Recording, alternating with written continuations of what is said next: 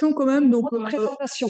voilà, aujourd'hui donc on a le plaisir d'accueillir Dominique Lasserre, qui est le responsable de la bibliothèque du CIRAD, donc le Centre de coopération internationale pour la recherche agronomique et le développement, qui est une institution importante et qui rassemble des fonds importants. Vous êtes toujours installé à Nogent, c'est ça? Ouais. Donc vous êtes installé dans ce qui est aussi un lieu historique, c'est-à-dire ce qui a été le jardin d'agronomie coloniale puis d'agronomie tropicale, et qui est un lieu à visiter. Je ne sais pas s'il y a toujours des visites qui sont organisées, je l'espère. Mais voilà, et donc on a le grand plaisir de l'accueillir pour qu'il nous explique en fait quelles sont les ressources tout à fait riches et précieuses dans cette bibliothèque. La parole est à vous. D'accord. Bonjour. Voilà, je vais vous présenter deux ressources particulières que nous avons à la Bibliothèque historique du CIRAD. Dans un deuxième temps, je parlerai plus largement de l'ensemble de nos ressources. Mais voilà, pour l'instant, je me suis intéressé à deux types de ressources dans le cadre de ce séminaire chiffré et déchiffré. C'est d'une part les rapports d'activité des services agricoles des anciennes colonies françaises, et d'autre part ce qu'on appelait les bulletins économiques des différentes colonies ou des différents ensembles, qui étaient eux des documents édités, donc imprimés et édités, alors que les rapports d'activité, ce sont des rapports qui étaient produits sous forme de rapports dactylographiés. La première chose à dire quand même, c'est la quantité de rapports que nous avons à la bibliothèque historique du CIRAD. On en a un peu plus d'1 millier. Et donc, on a des rapports qui viennent de toutes les anciennes colonies françaises. On en a donc de l'Afrique occidentale française, de l'Afrique équatoriale française, et de Madagascar et de l'Indochine. On sort du continent africain. Mais c'est le plus gros en nombre de rapports. On a aussi des rapports sur l'Algérie, la Tunisie, les comptoirs français de l'Inde, la Nouvelle-Calédonie, et puis les actuels départements d'outre-mer, la Réunion, la Martinique, la Guadeloupe et la Guyane. Alors l'idée là que j'ai proposée à Emmanuel Sibeux et Béatrice Toucheret, c'est donc de voir qu'est-ce qu'on trouve dans ces deux types de supports d'information et qu'est-ce que donne la confrontation de ce qu'on trouve dans ces deux supports différents. Alors, je vais commencer par vous projeter des reproductions de rapports d'activité. Voilà, pardon, excusez-moi. Donc, le premier, ce que vous avez à l'écran. Si vous pouviez mettre en plein écran, en bas, c'est mieux. Et puis moi, je vais retirer d'ailleurs le chat parce que ce serait mieux que nous puissions bien voir. Où est-ce qu'il faut se mettre?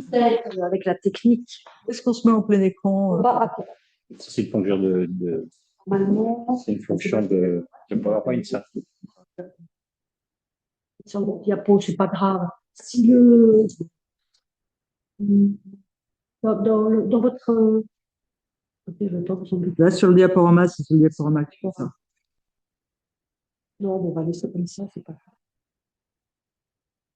Ah ben voilà, on voit là, vous voyez en haut. Alors attendez, à partir de configurer, tata, diaporama perso en haut. Il faut faire diaporama en fait. Voilà. Et à partir du début. Affichage, c'est vous. Non, c'est diaporama et c'est à partir du début. Ok, voilà, c'est bien. Formidable.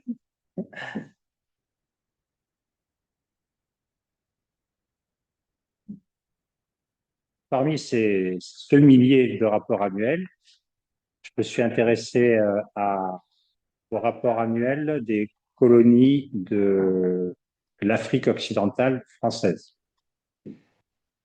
Donc, l'Afrique occidentale française, ça comprenait 8 colonies, 8 pays. J'ai écarté le Togo qui faisait partie des territoires sous mandat. Et donc l'année 1928, je l'ai choisi pour une raison très simple, c'est que pour chacune des 8 colonies, nous avons un rapport annuel des services de l'agriculture. ce qui est quand même très pratique.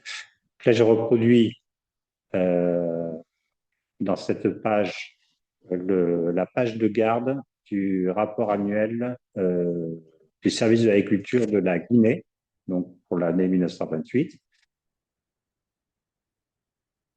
Sur la page qui suit, c'est le rapport annuel du service de l'agriculture de la Côte d'Ivoire. Donc, ce qu'on voit à gauche, c'est la page de garde du rapport avec marqué de quelle colonie il s'agit. Normalement, il y a marqué aussi qu'on est en Afrique occidentale française. Et ensuite, le service de l'agriculture, ou la direction de l'agriculture, et le rapport annuel qui porte sur l'année 1928 en l'occurrence. Et à droite, c'est la première page qui se présente quand on ouvre ce rapport, c'est le détail des crédits alloués au service de l'agriculture pour cette année 1928. Donc, dès la première page, on parle gros chiffres. Troisième rapport, pardon, c'est donc celui sur le Dahomey. L'illustration qui est à gauche, qu'on ne voit pas forcément très bien, c'est la page du premier chapitre qui s'appelle Statistiques de la production ou de l'exportation, principaux produits, comparaison avec l'année précédente et observation. Et la grande diapo, la grande page qui est reproduite à droite, c'est donc le tableau qui suit quand on ouvre ce premier chapitre sur les statistiques. Donc, il y a une partie du tableau, c'est un petit peu masqué, mais c'est dans la colonne de gauche, c'est la destination des produits. Donc, on est dans des produits d'agriculture, en l'occurrence uniquement des produits de culture et pas d'élevage ou de foresterie. Les unités, donc en kilogrammes, le total des années, avec donc la première c'est 28 et la deuxième c'est 27, avec toujours ce comparatif qui revient en permanence dans les services d'agriculture. Et les deux dernières colonnes, ce sont les observations. On s'intéresse donc à la différence, soit en plus-value, soit en moins-value par rapport entre 1927 et 1928. On reviendra un petit peu sur ces chiffres tout à l'heure, parce que je me suis intéressé plus particulièrement à ce rapport du Dahomey. Peut-être, alors, j'ai essayé de voir l'organisation de ces rapports sur trois rapports, donc ceux dont je viens de présenter un aperçu, le Dahomey, la Côte d'Ivoire et la Haute-Volta. Ça se présente sur deux pages. Voilà. Alors, la première, donc la colonne de gauche, c'est les premières rubriques. Et on trouve exactement la même organisation de rapports en ce qui concerne le Dahomey et en ce qui concerne la Haute-Volta. C'est-à-dire que le premier chapitre, ce sont des statistiques sur la production et l'exportation pour l'année 1928, avec cette donc constante de comparaison aux années précédentes ou à l'année précédente. Donc, on démarre par des statistiques et on reviendra là-dessus. Les statistiques qui sont montrées en premier dans ces rapports, ce sont des statistiques sur l'exportation des produits agricoles. Le deuxième chapitre, ça porte sur la climatologie donc de l'année décrite, en particulier sur les pluies, avec des données très, très détaillées sur les dates, mois par mois, sur le nombre de jours. Et encore, pour le Dahomey, on a une comparaison entre les années 27 et 28, parce que l'explication, c'est que d'une année à l'autre, si la pluviométrie varie beaucoup, ça explique les résultats de production agricole. Troisième chapitre, ce sont les crédits affectés, c'est-à-dire les moyens à la fois en personnel et en matériel. Donc, c'est les crédits affectés au service de l'agriculture de l'élevage, au service de l'agriculture du pays, donc soit uniquement agriculture, soit agriculture et élevage. Et dans les crédits, il y a aussi des sommes d'argent qui sont affectées aux encouragements à l'activité agricole sur place et donc à ce qu'on appelle le crédit agricole. Quatrième chapitre, il porte sur les moyens de transport, éventuellement leur amélioration, puisque les moyens de transport, c'est le moyen d'acheminer les produits agricoles.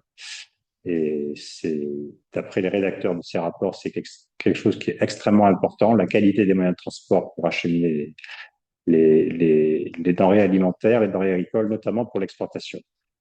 Cinquième partie, c'est ce qu'on appelle l'encouragement de l'administration pour l'agriculture ou pour l'élevage, avec donc euh,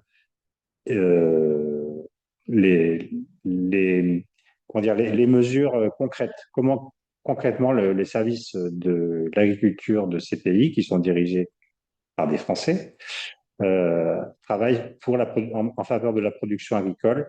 Donc, elles travaillent en faveur d'une part de la production agricole proprement dite, c'est-à-dire l'amélioration des rendements des cultures, et aussi ce qui va avec, c'est bien sûr la protection des cultures contre les nuisances, notamment les insectes nuisibles, et ce qui rejoint ce qu'on vient de dire, la facilitation du commerce. Je passe à la page suivante. La sixième, le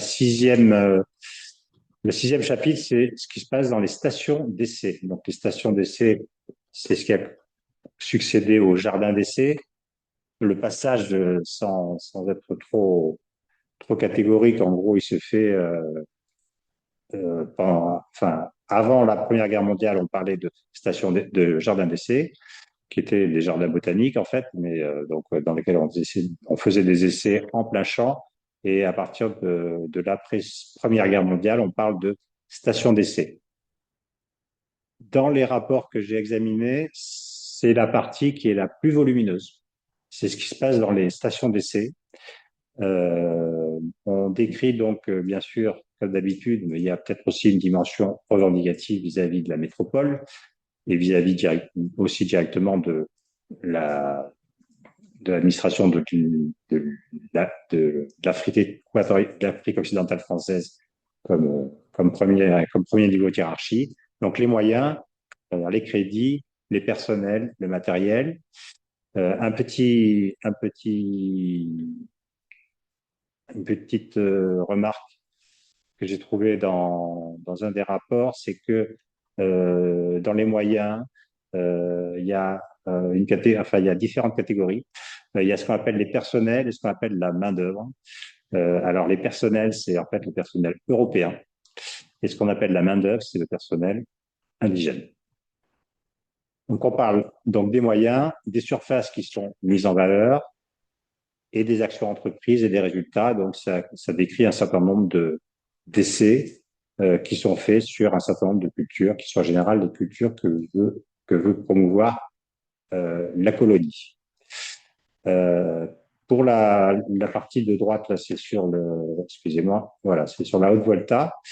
Il y a une partie qui est assez importante, qui est consacrée aux activités et aux résultats de 3 fermes cotonnières.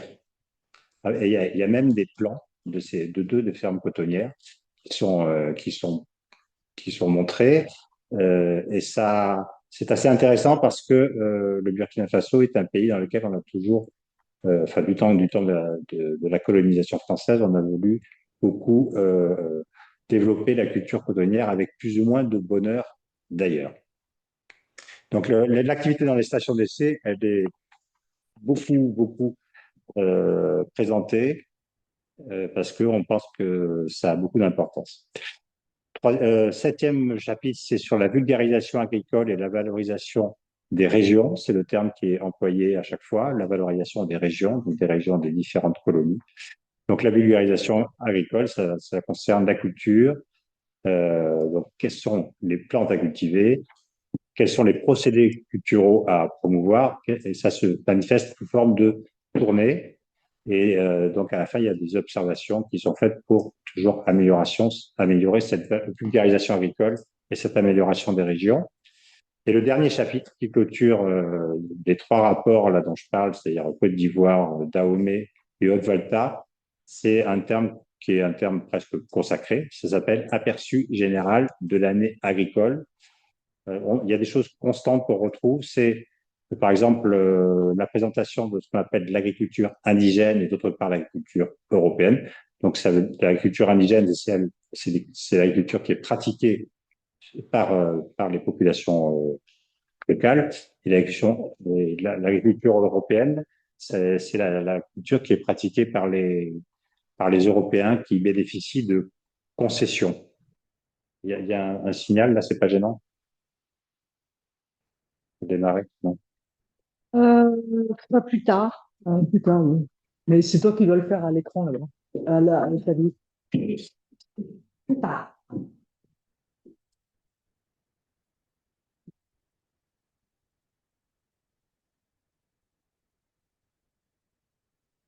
Ce sera plus là. Voilà. La troisième colonne, c'est la colonne sur la Côte d'Ivoire. On parle dans l'aperçu général de l'année agricole, c'est plus développé que dans les autres rapports. On parle de ce qu'on appelle d'une part les cultures industrielles et d'autre part les cultures vivrières. Donc les cultures industrielles, c'est des cultures qui sont destinées à l'exportation. Et dedans, il y a le cacaoyer, le caféier et bien sûr le palmier à huile. Le palmier à huile, donc, qui est très très mis en valeur, très porté en avant dans le rapport d'activité de la Côte d'Ivoire. Assez curieusement, il est moins porté en avant dans le rapport d'activité du Dahomey, dans lequel il y avait une culture de palmier à huile et une station de palmier à huile qui était aussi extrêmement importante. Et puis, donc, d'autre part, après les cultures industrielles, ce sont les cultures vivrières, qui sont en général des cultures annuelles, c'est-à-dire qu'on fait tous les ans, voire 2 fois par an, alors que les cultures industrielles, ce sont souvent les cultures pérennes qui demandent plus de temps pour la récolte. Les cultures vivrières, ben, c'est ce que tout le monde consomme, la banane, l'igname, les patates, le manioc, le riz, le mil, le maïs, le folio. On pourrait rajouter les arachides, qui sont à la fois une culture vivrière, avec parfois 2 récoltes par an, et aussi une culture d'exportation. Il y a des chapitres qui s'ajoutent, comme par exemple l'activité de cession de plants, qui est indiquée dans le rapport sur la Côte d'Ivoire. Alors ça, c'est assez amusant parce que c'est un petit peu la continuation d'une tradition qui était celle des stations d'essai. La cession de plants, c'est-à-dire on cédait gratuitement ou contre rémunération aux particuliers indigènes ou européens des plans pour les cultures qui étaient faites par ces personnes-là. Voilà. Il y a une annexe aussi, on va y revenir quand on va comparer par rapport à ce qu'on trouve dans le bulletin économique de l'Afrique occidentale française, c'est l'état des concessions provisoires, donc qui étaient octroyées à des Européens. Voilà pour le diaporama. Je propose déjà peut-être qu'on voit d'autres couvertures, parce que j'ai photographié les couvertures des rapports annuels de Madagascar, Oui. qui sont plus léchés et qui sont plus intéressants. Oui. Donc là, il va falloir que je sorte. Du coup, vous faites arrêt du partage. Je repartage et vous allez vous remettre sur le. Euh, Vous pouvez en fait. Ah oui, arrêtez le partage. Le partage après. Voilà. Voilà. Fait un nouveau partage. Non, il faut d'abord ouvrir la photo en fait. Ouais, Ouvrir ouais. votre photo. Je crois. Attendez, il y en a 4. 2, 3, 4. Et à partir de là, vous retournez dans le Zoom et vous faites partage et vous allez voir apparaître. Alors, donc, voilà, vous allez sur partage. Partager. Voilà, vous la voyez là et vous D'accord. cliquez dessus. Il faut cliquer dessus. Voilà. Et là, je vais faire. Et là, je pense que vous avez intérêt à vous mettre en plein écran. Ici, là. Voilà. Là, vous êtes en plein écran, là, ici.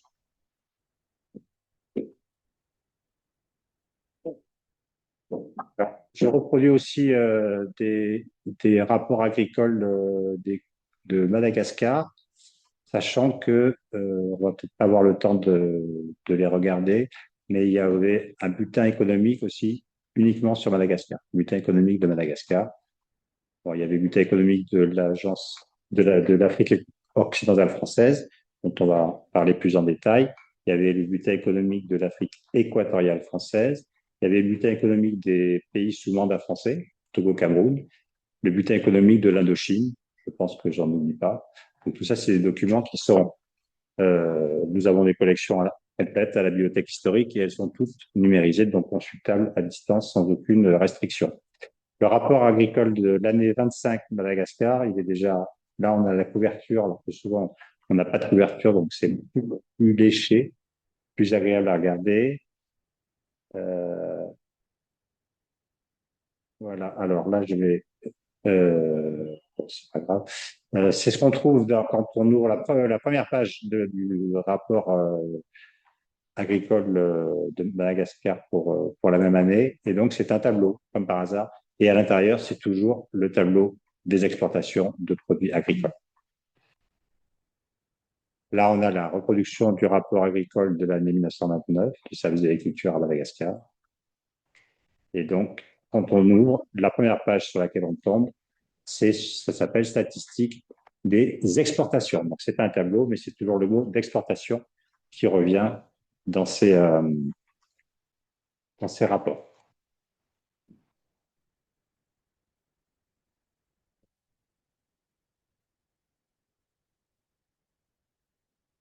Je voulais faire un commentaire du rapport annuel sur le Bénin. Euh, Peut-être revenir à mon diaporama et partage. Et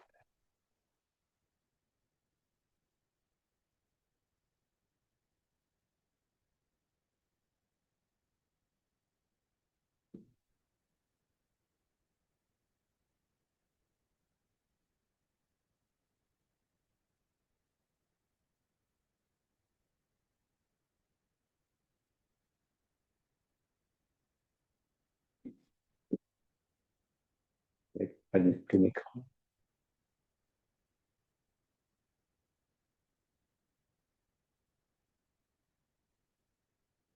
Et moi, j'ai encore un problème de plein écran.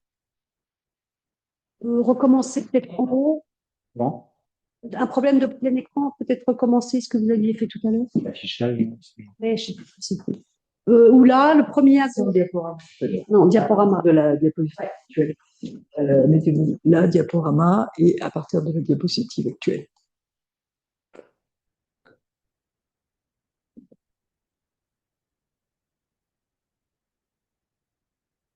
Ça me 10 minutes pour parler de ce rapport, ça vous convient? J'ai lu très attentivement la partie sur la première partie là qui est présentée là, sur cette diapo, les statistiques de la production et de l'exportation, les principaux produits, les comparaisons avec l'année précédente. Donc l'unité, l'unité du tableau, c'est des kilogrammes. Parfois, dans les rapports, on parle en kilogrammes et dans le bulletin économique de l'AOF, on parle en tonnes, mais bon, il suffit d'enlever ou d'ajouter 3 zéros. C'est la même chose. Et donc, à droite, là, les deux dernières colonnes de droite, c'est le différentiel en plus ou en moins de 27 par rapport à 28. Là, ce que j'avais dans les commentaires qui sont en page 2, on déplore, là, c'est pas reproduit pour le coup, et puis c'est pas numérisé non plus, donc je peux pas le montrer à l'écran. On parle dans les commentaires sur les exportations d'une baisse des produits qui sont donnés par ce qu'ils appellent des cultures arbustives. On parle des arbres, comme le palmier à huile, qui est une des grandes ressources qui est promue au Dahomey à l'époque. Et puis, par contre, une exportation des produits vivriers, qu'on appelle aussi ici des cultures annuelles, du fait, est-il expliqué, de pluies abondantes et de belles récoltes.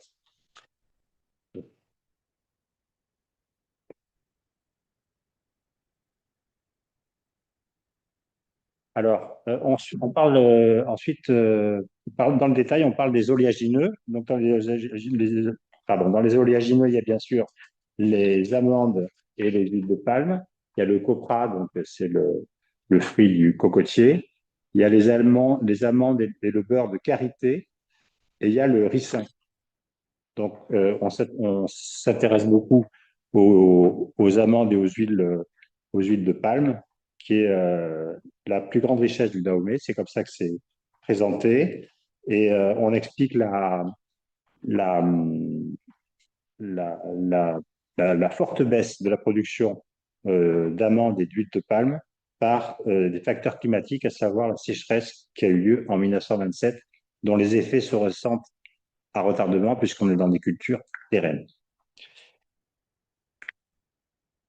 On parle aussi des conséquences que ça a sur les populations locales. C'est assez intéressant. Comme il y a eu donc une moindre production, moindre exportation de ces produits du palmier à huile, il y a une baisse des revenus des indigènes, est-il écrit, et en conséquence une baisse alors c'est pas très clair, des baisses des exportations, mais on ne sait pas si c'est, on a l'impression que en fait c'est les indigènes, la population locale, pardon, euh, aura importé de France métropolitaine moins de produits elle aura eu des revenus moins importants. C'est là qu'on voit un petit peu toujours la dialectique qu'on voit bien dans les bulletins économiques de l'AOF entre, entre la métropole et les colonies. D'ailleurs, les mots exportation, importation, on ne sait pas trop ce que ça veut dire. En tout cas, il faut voir les mouvements. Est-ce que ça part des colonies vers la métropole ou est-ce que ça part de la métropole vers les colonies? En tout cas, c'est très important pour les rédacteurs du bulletin économique de l'Indochine. C'est des mouvements dans les deux sens. On parle toujours pour l'huile de palme, qui est un petit peu le produit phare des oléagineux, d'une nouvelle politique à mener dans le domaine du contrôle de l'acidité du produit. Et on parle de promouvoir deux types de qualité d'huile de palme. C'est la Dahomey première et la Dahomey seconde, sachant que les différents pays importateurs, notamment l'Allemagne, la France et les États-Unis, n'ont pas les mêmes demandes en termes de qualité. Donc, on est dans une démarche déjà de proposition, et c'est comme ça que le rapport ce rapport du Dahomey est articulé, c'est-à-dire qu'on donne, c'est toujours en 3 temps, à chaque fois qu'on traite un sujet. D'abord, une présentation des résultats. Deuxièmement, des explications, des interprétations. Donc là, c'était les facteurs climatiques. Et une troisième partie qui est sur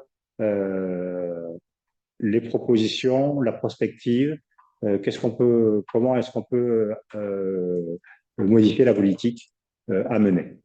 Voilà, on trouve ça tout au long de la proposition, de l'exposition des résultats. Voilà, pardon. J'avais d'autres choses. Des cacaoyers. Excusez-moi. Je vais parler à l'oral là parce que après les oléagineux qui sont des produits d'exportation, puisqu'on est dans les statistiques de la production ou de l'exportation, après les oléagineux, on a deux produits d'exportation, c'est le cacaoyer et le caféier. Le cacaoyer, dont l'exportation a subi une diminution sensible, et le caféier, qui n'a pas connu d'exportation, est-il dit. Et là, c'est pas des raisons climatiques qui sont avancées, c'est là qu'on voit quand même que les rédacteurs du rapport sont bien sur place. Voilà, je vous dis exactement ce qui est écrit. L'indigène comprend de plus en plus cette culture qui cherche à pratiquer dans les terrains riches. Dans quelques années, le Dahomey pourra suffire à sa consommation et exporter quelques dizaines de tonnes de café de très bonne qualité. Comme pour le cacaoyer, le Dahomey ne sera et ne pourra jamais devenir un important producteur de café, par suite de la main-d'œuvre, sous-entendu indigène peu abondante, qui est déjà employée pour la plus grande partie à la récolte du palmier à huile et aux cultures vivrières. Donc le palmier à huile est encore mis en avant dans la politique globale à mener pour ce pays. Troisième catégorie de produits, les textiles, le coton et le kapok. Le kapok, donc ça vient d'un arbre, c'est le capoquier, et pour le kapok, on ne parle pas de récolte, on parle plutôt de cueillette. Ce n'est pas une vraie culture. Alors que le coton, bien sûr, c'est une vraie culture, et la campagne n'a pas été bonne par suite des faibles pluies, est-il expliqué. Et dernière catégorie, c'est ce qu'on appelle les produits vivriers, les cultures vivrières. Alors, en étant généreux, ça tient à une page et demie. Donc, c'est pas la priorité de la direction de l'agriculture de ce pays. Ce qui est écrit, c'est que les produits vivriers sont en très forte augmentation par suite de l'abondance des pluies. Donc, l'abondance des pluies a favorisé les cultures vivrières, notamment l'arachide, et a défavorisé les cultures pérennes comme la culture du palmier. Donc, j'avais dit tout à l'heure, et c'est vrai que l'arachide, c'est à la fois un produit de consommation locale, mais c'est aussi un fort produit d'exportation. Alors, peut-être pas pour le Bénin, je ne sais pas, mais ce qui est sûr, c'est que c'est un très fort produit d'exportation pour le Sénégal.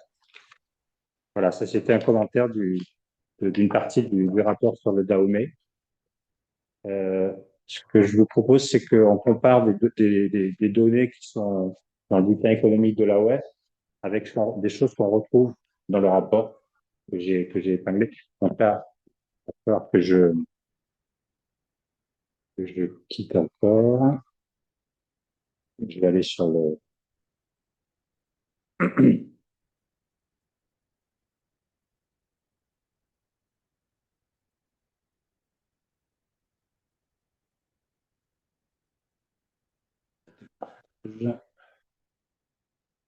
J'ouvre mes liens là. J'ai plein de liens, je vous les ouvre tous.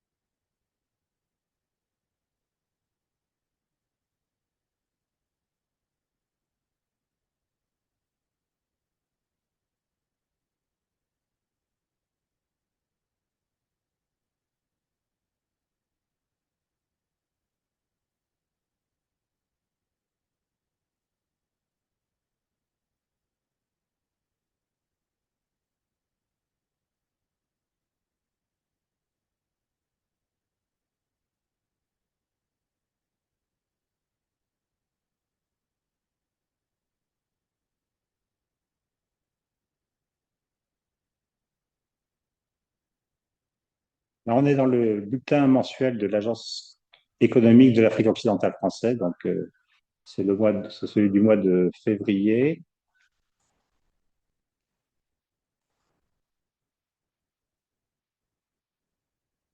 Voilà comment il se présente. D'abord avec, en fait, on va pouvoir faire défiler toujours le même, toujours le même numéro et puis je vais me reporter. Ça sera plus facile parce que sinon, j'ai encore un problème avec le plein écran. Après, je vous embêterai plus, c'est pour nous. Mais on voit bien là, non? Enfin, non, ça vous va pas. Ça pourrait être mieux, hein. Ok. Euh,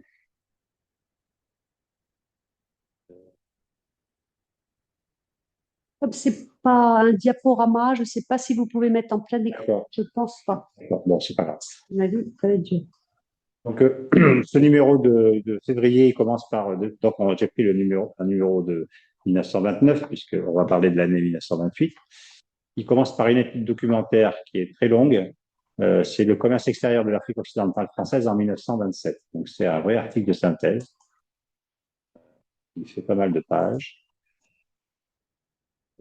Pas mal de pages.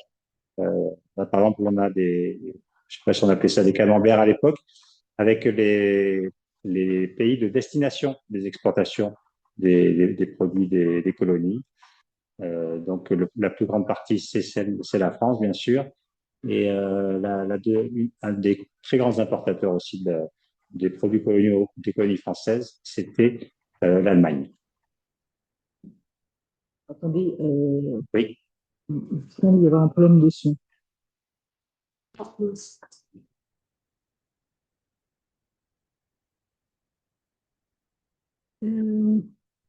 Ouais, oui, non, c'est bon, c'est rétabli. c'est bon.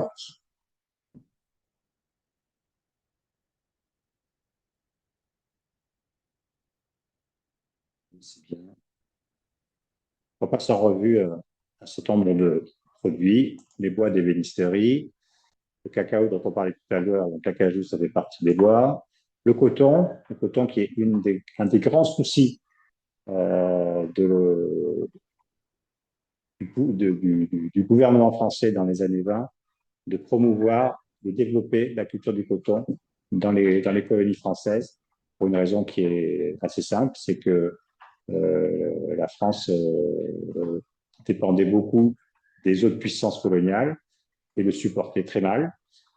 C'est écrit notamment dans un document de référence toutes les années 20, c'est l'ouvrage qui s'appelle Mise en valeur des colonies françaises d'Albert Sarraut, qui est les ministre des colonies. Au départ, c'était un projet de loi qui n'a jamais été voté, et puis après, ça a été transformé en véritable ouvrage. Et donc, on parle beaucoup de la promotion de la culture du coton. Voilà. On passe en revue un stand toujours de produits. On est toujours sur l'année 27, hein, les bananes. Les bananes, c'est produit en particulier, notamment beaucoup en Guinée.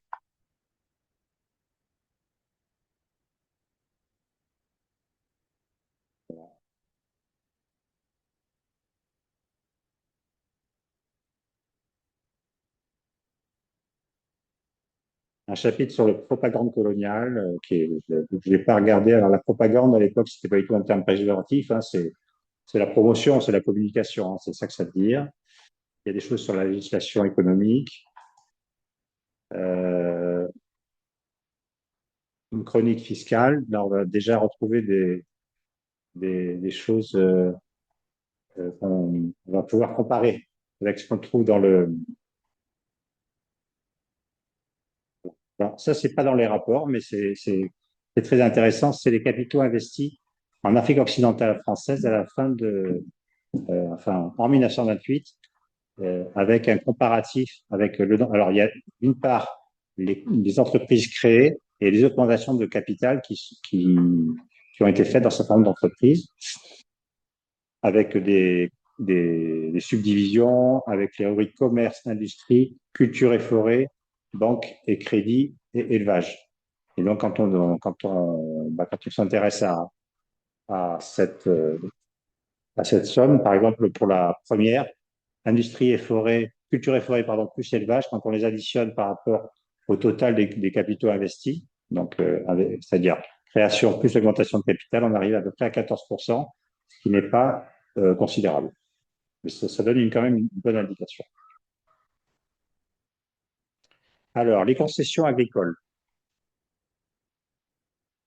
Les concessions agricoles provisoires accordées en AOF, donc c'était vraiment une sorte de journal économique. Là, par exemple, on lit sur la Côte d'Ivoire, c'est la ligne du bas, une société des plantations réunies de l'Ouest africain, à Disco, dans le cercle de Laou, qui a bénéficié d'une concession d'une superficie de 1940 hectares pour cultiver des cacaoyers en date, et la concession date du 24 décembre 1928. C'est bien inscrit au journal officiel de l'Afrique occidentale française. Et donc, cette information, on la retrouve dans les annexes du rapport d'activité de la Côte d'Ivoire. On retrouve exactement les mêmes chiffres et les mêmes dates à l'unité près. Donc, ça se recoupe et ça veut dire que les informations remontent des services de l'agriculture, des directions de l'agriculture vers, vers ce bulletin économique de l'Indochine via, évidemment, on le suppose, le gouvernement général de l'Afrique occidentale française. Donc là, on a des données qui concordent parfaitement.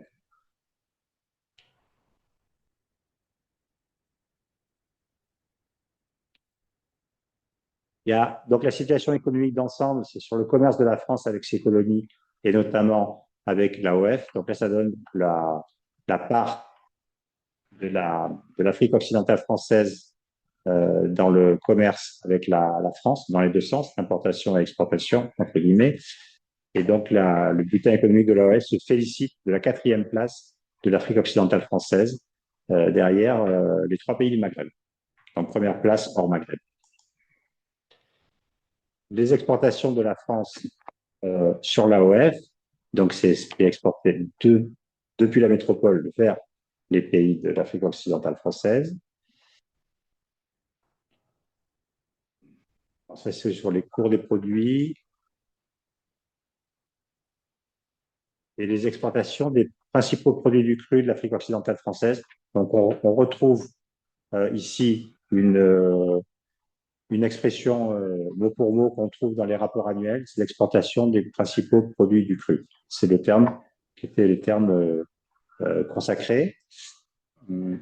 Alors, là, c'est au niveau de l'AOF, donc on ne va pas chercher à faire des recoupements parce que c'est un peu. Par contre, on va arriver à en faire pour les différents pays.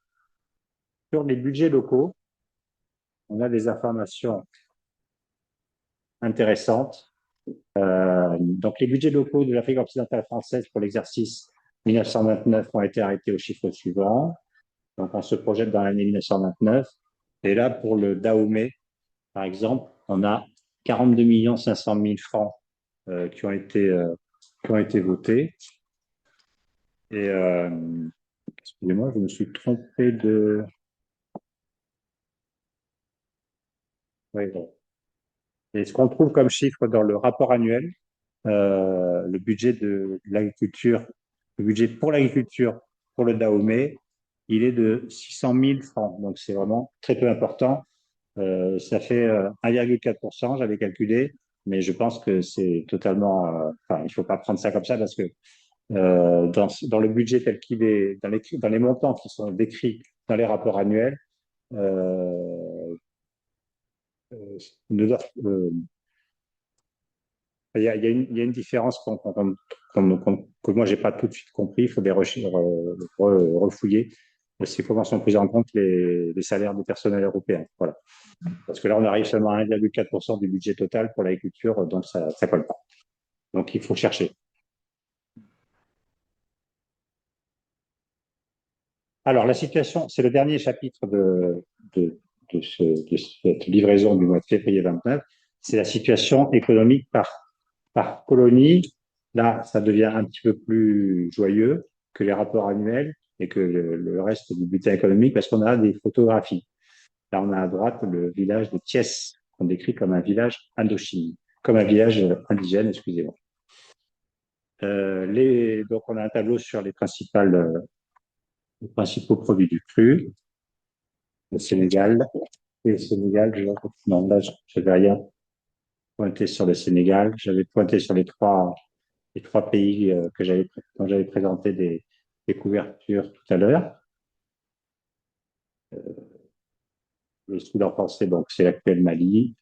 Alors, la Haute-Volta, Haute-Volta, donc, je prends le rapport annuel. Et moi, je vais retirer. Voilà. 14.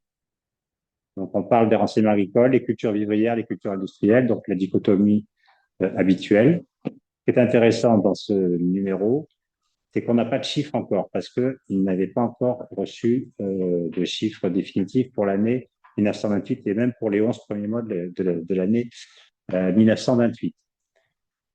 Par exemple, il est écrit que la récolte du coton souffrira. Et effectivement, quand on regarde les, non, là j'ai pas le tableau là-dessus. Par contre, le coton, l'arachide, voilà, la production en bas de la page est marqué la production d'arachide semble devoir être en augmentation sensible. Voilà. Et donc, dans le rapport, on a effectivement une augmentation sensible dans les tableaux du rapport, mais qui n'ont pas été, les chiffres n'ont pas été communiqués encore au bulletin économique. On passe de 15 000 tonnes en 1927 à 45 000 tonnes en 1928, ce qui est absolument énorme. Donc, ils avaient certaines informations, mais ils les avaient pas toutes. On parle aussi du CAPOC, qui est présenté comme un produit de cueillette. Le tonnage total de la récolte de CAPOC pour l'année 28 peut être évalué à, à 1000 ou à 1100 tonnes. Et les chiffres définitifs qu'on a pour le CAPOC, on est à 1500 tonnes. Donc, on est quand même à peu près dans l'ordre de grandeur. Voilà. Donc, pour voir que donc on annonce quand même, on a déjà des indices pour savoir comment les choses vont être produites. J'ai raté des pays. Après, j'en aurais fini avec le bulletin économique. J'ai raté, j'ai raté la Côte d'Ivoire, un pays riche. Voilà, la Côte d'Ivoire.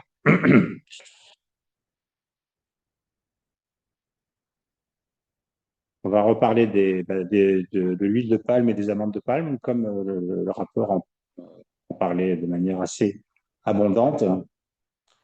Euh, donc en 1900, voilà, oui, il est rapporté pour l'amande de palme, on rapporte la production de la Côte d'Ivoire par rapport à l'ensemble de l'AOF. Et en 1927, ça représentait 16% du total de la production de l'AOF, et en 28, ça passe à 24%. Donc c'est un saut qui est c'est quasiment multiplié par deux. Euh, donc ça augmente beaucoup en pourcentage et ça augmente un petit peu en valeur absolue, sachant que en valeur absolue sur l'ensemble de l'Afrique occidentale française, ça baisse. Voilà. Ça, c'est pour les amandes de palme, et pour l'huile de palme, on a en valeur absolue, on a des montants qui sont à peu près les mêmes. Et par contre, en pourcentage, on a un gros bond en avant. Donc, il y a une satisfaction en Côte d'Ivoire pour la production d'huile de palme. Voilà, je crois que pour la comparaison, j'ai à peu près fini. Donc, on pourrait aller quand même très loin, sachant qu'en plus, dans ce numéro de février, on a les chiffres pour les 11 premiers mois de 28. Donc, il faudra aller sans doute au mois de mars pour avoir les chiffres consolidés pour l'année 28. Voilà. Je vais peut-être vous présenter on a montré les rapports de la couverture des rapports annuels d'agriculture de Madagascar. Je vais essayer de trouver, je vais arrêter ce partage et je vais essayer de trouver le rapport annuel de Madagascar. C'est facile.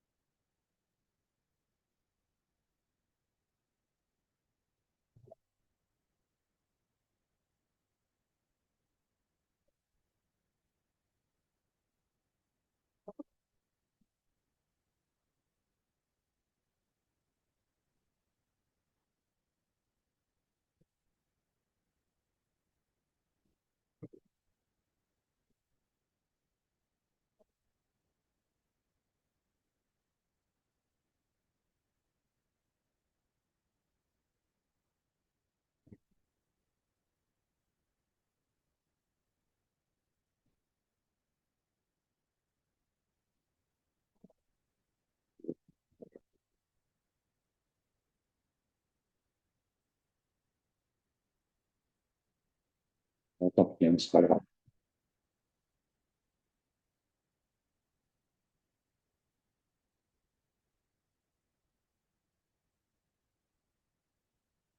Ne coupez pas la, Bon, ne mettez pas, ne coupez pas la réunion. j'ai coupé là? Non, j'espère que non. Non, non, là, je pense pas. Non, non. Je sais pas pourquoi vous vous retrouvez sur le lien Zoom. Parce qu'on y est rapidement, en fait. Ok. Non, non, elle n'est pas coupée la réunion. Bon, ouf. Le lien Zoom, il apparaît souvent. Ok. Bon, très bien.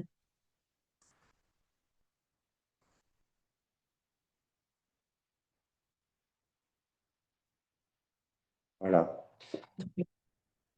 Le, le bulletin économique de Madagascar, le voici. Donc, ça, j'ai repris la même année que le rapport annuel. Premier et deuxième trimestre 1925, ça s'appelle la colonie de Madagascar et l'indépendance.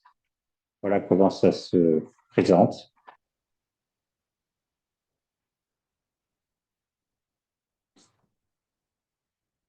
Et il y a à droite un tampon, c'est celui de la bibliothèque de l'Institut vétérinaire exotique. Donc, c'est l'Institut vétérinaire exotique, c'est ce qui a précédé l'Institut d'élevage et de médecine vétérinaire des pays tropicaux. C'est partie des instituts techniques qui ont fondu dans le CIRAD en 1984. Voilà, un sommaire. C'est très différent du bulletin économique de l'AOF, parce que là, on a beaucoup d'études développées, et il n'y a pas seulement des chiffres. Et par contre, les notes et renseignements sont sans doute dans la partie, à partir de la page 87. Bon, je vais essayer d'aller à la page 86-87. Mais donc, voilà ce qu'on trouve, par exemple, une étude sur une région du lac Alouch, un grand lac à Madagascar, une région très très fertile. Voilà, c'est très, très livresque. Et donc, hygiène sociale 86.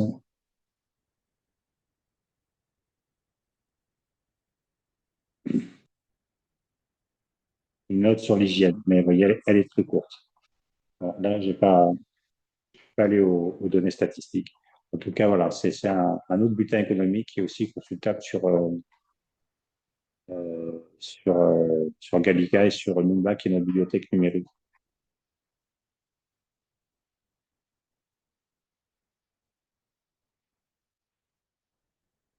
Donc là, je voulais faire deux choses, c'est présenter l'ensemble de nos ressources à la bibliothèque historique, et puis, euh, et puis comment utiliser cette bibliothèque numérique. Donc, ben, je vais prendre en fait que vous avez envoyé, manuel. C'est la petite plaquette, c'est encore ce qu'il y a de plus simple.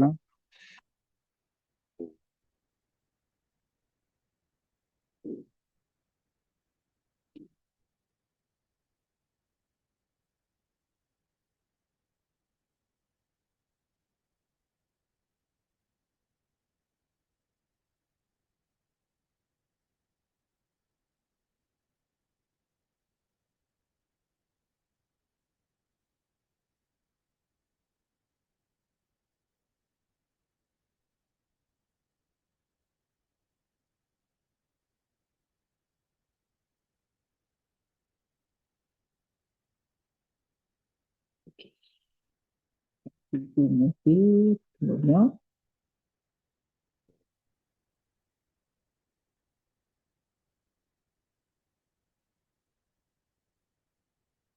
Alors, ce qu'on trouve à la bibliothèque historique du CIRAD, c'est donc 70 années d'agronomie tropicale et méditerranéenne. On parle pas beaucoup dans cette bibliothèque parce que la demande est moins importante que pour l'Afrique tropicale. On parle pas beaucoup des zones méditerranéennes, c'est-à-dire, lorsque nous concerne, c'est les trois pays du Maghreb, plus la Syrie et le Liban qui étaient sous mandat français dans l'entre-deux-guerres.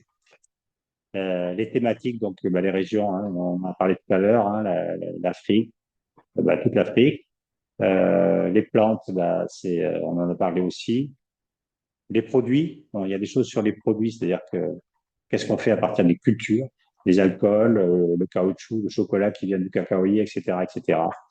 et puis les différents domaines. Il n'y a pas seulement des choses sur les cultures proprement dites, mais il y a aussi tout ce qui tourne autour de la mise, ce qu'on appelle la mise en valeur, donc comme M. Sarro, la mise en valeur de l'agriculture.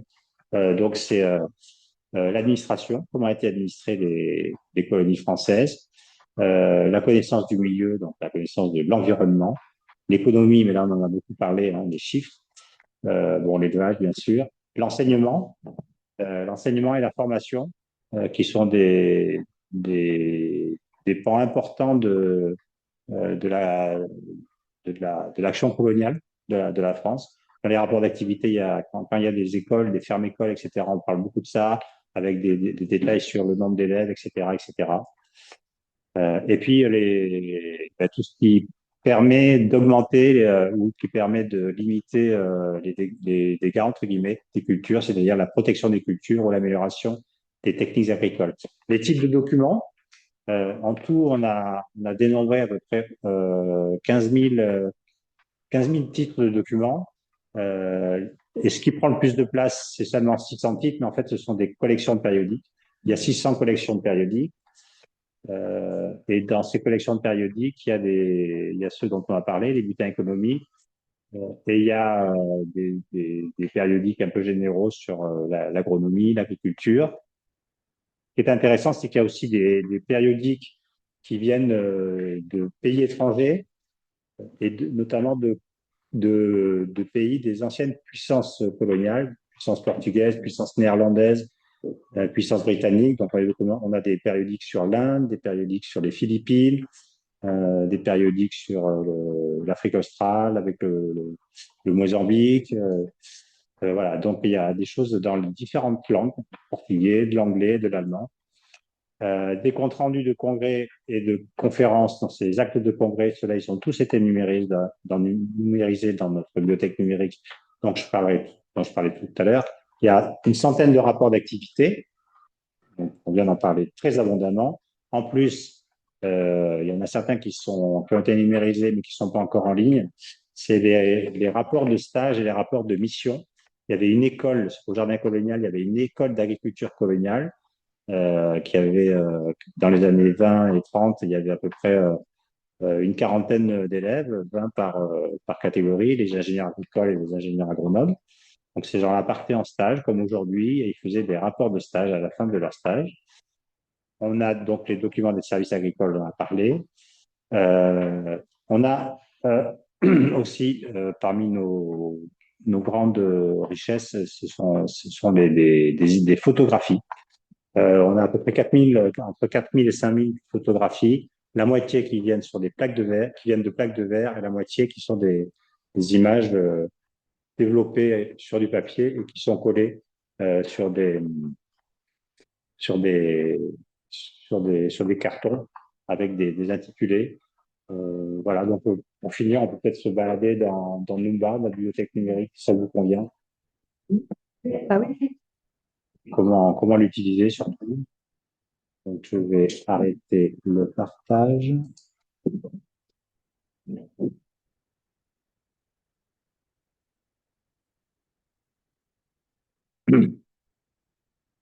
J'aille dans Numba.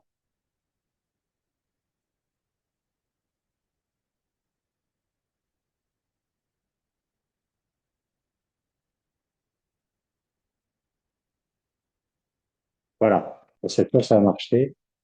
Merci beaucoup de votre patience. Donc voilà, Numba, donc c'est la bibliothèque numérique du CIRAD, donc qui est gérée, enfin qui est alimentée par le CIRAD sur l'agriculture tropicale et méditerranéenne. Le site internet il vient d'être refait, pardon. Je le dis tout de suite parce que c'est un énorme problème et on peut pas le changer tout de suite. C'est que la fonction recherche que vous voyez en bas de l'écran, eh ben, elle est en bas de l'écran. C'est-à-dire que quand on ouvre la page d'accueil, on la voit pas tout de suite. Donc ça c'est une grosse difficulté. Il y a pas mal de. Ce que je vous propose, c'est qu'on aille, voilà, on regarde les différentes collections.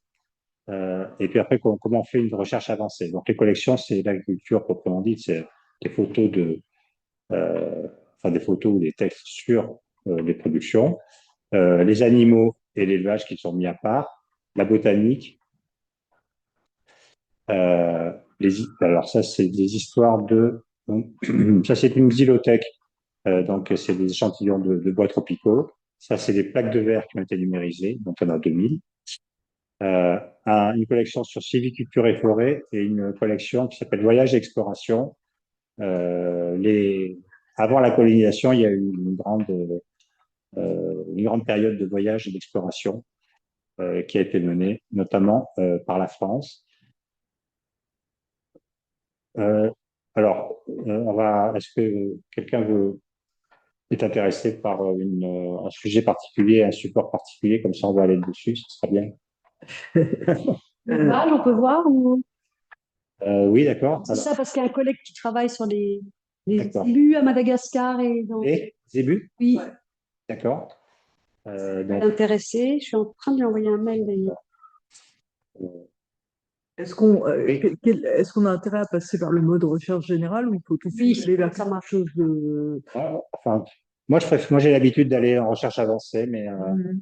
parce que la recherche avancée, elle a l'avantage de choisir tout de suite le type de document. Ouais. Donc, voilà, je vais taper donc tape élevage. Voilà. Un critère supplémentaire, je vais taper Madagascar. Oui. Voilà. Et donc, vous voulez qu'on regarde quoi? Les livres, les images, les deux? Oui. Oui. Il va y avoir pas mal de choses. Les presses et revues, c'est un dépouillement article par article. Alors, c'est organisé par collection de périodiques. Et après, dans les collections de périodiques, pas pour tous, mais pour certaines, on a le sommaire. Mhm. Ce qui apparaît en premier, là, ce sont des photos. Il y a différents types de photos. On n'a que ça, mais c'est pas aidant. Bon, peut-être qu'il y a d'autres mots que j'aurais dû mettre. On aurait dû peut-être animaux ou cliquer sur cette photo, par exemple. Ouais, c'est pas la plus belle.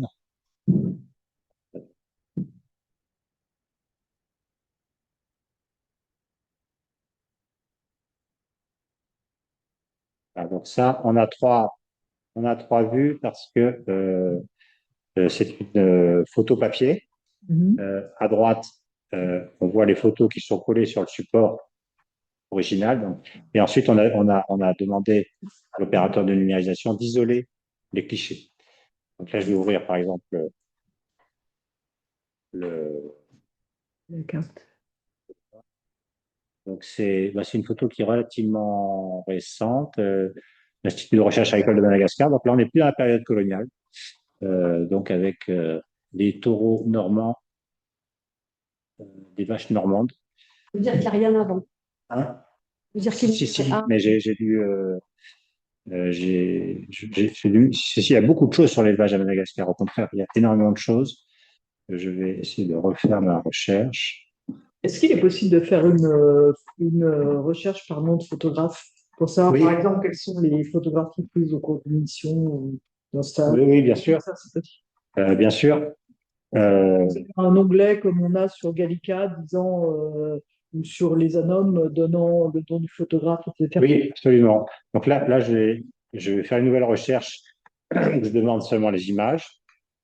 Donc là, je vais avoir la totalité des images. Il y en a 4000. c'est ça, il y a 4000. Voilà, il y en a même 4893. Et donc, on a dans la colonne de gauche les auteurs. Hmm. Donc, ils apparaissent par ordre décroissant. Enfin, les plus importants apparaissent en premier en nombre de photos prises. Le premier, par exemple, c'est Albert Saintract, qui est à la fois un photographe et donc la responsable d'une société de photographie. Le deuxième, c'est Émile Prudhomme, Ouais. qui a notamment pris beaucoup de photos à Madagascar. Il a été il a été directeur de l'agriculture à Madagascar pendant les 10 premières années de la colonisation malgache. Ensuite, il y a Monsieur Sterbo, qui est un homme qui a travaillé à la station d'arachide de Bambé au Sénégal. Voilà. Et le fauchère, c'est quelqu'un qui a beaucoup travaillé à Madagascar, etc., etc. Est-ce que vous voulez qu'on regarde une personne ou... Mhm. Non, je posais la question pour des raisons de pratique. Est-ce qu'il y a un lien entre Numba et d'autres bibliothèques? Parce que par exemple, Gallica renvoie sur plein de. Oui, Gallica renvoie sur Numba aussi ou... oui, oui. J'aurais dû commencer par ça. On le voit souvent, en fait. Ouais, J'aurais dû commencer par ça. On le voit très bien, ouais. J'aurais dû commencer par ça. donc en fait, on vous trouve. Numba, Là, ça s'appelle une Gallica marque blanche. Mhm. C'est-à-dire que c'est tout ce qui est dans Numba et dans Gallica, dans la bibliothèque numérique de la BNF. Numba est une sorte de petite sœur, petite nièce, je sais pas quoi il faut dire. Ça, une collection particulière de Gallica. Il y en a à peu près une vingtaine maintenant. Les deux premières, c'était la bibliothèque numérique de l'Université de Strasbourg, la bibliothèque numérique du ministère des Affaires étrangères. La nôtre, c'était la quatrième. Maintenant, il y en a une vingtaine. Et on a commencé par travailler, par alimenter uniquement Numba. Ça, c'était en 2011. Donc, c'était surtout par l'alimentation des collections périodiques et par les actes de congrès. Et en 2019, on a créé Numba, donc notre propre bibliothèque numérique, dans laquelle il y a essentiellement des choses, bien sûr, sur la lecture tropicale. 90%, c'est des documents qui viennent de chez nous, c'est-à-dire que nous avons numérisé. On les reconnaît parce que là, sur ce qu'on voit à l'écran, à droite, il y a le logo du CIRAD. Euh, et il y a des choses qu'on a moissonnées d'une certaine manière, qui étaient déjà dans Gallica, par exemple, qui viennent du front de la BNF. Et dedans, il y a le logo de la BNF qui s'affiche à la place du logo du CIRAD. Mais, voilà. Donc, en fait, il y a des clichés. On va ouvrir celui-là, par exemple, celui sur le manioc. Manioc, en plus, c'est intéressant parce que bah, c'est d'actualité. Enfin, oui, c'est d'actualité puisqu'il y a eu il y a eu un très grave cyclone ces jours-ci à Madagascar.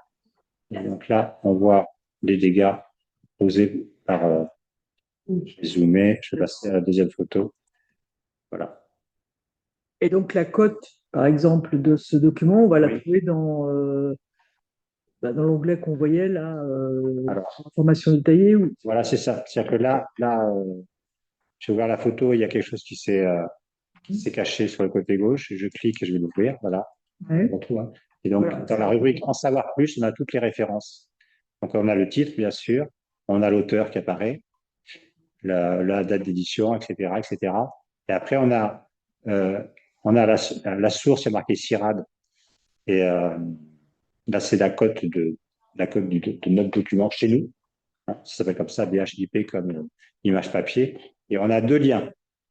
On a le lien, l'identifiant, c'est le lien direct vers l'image, c'est ce qu'on voit là actuellement.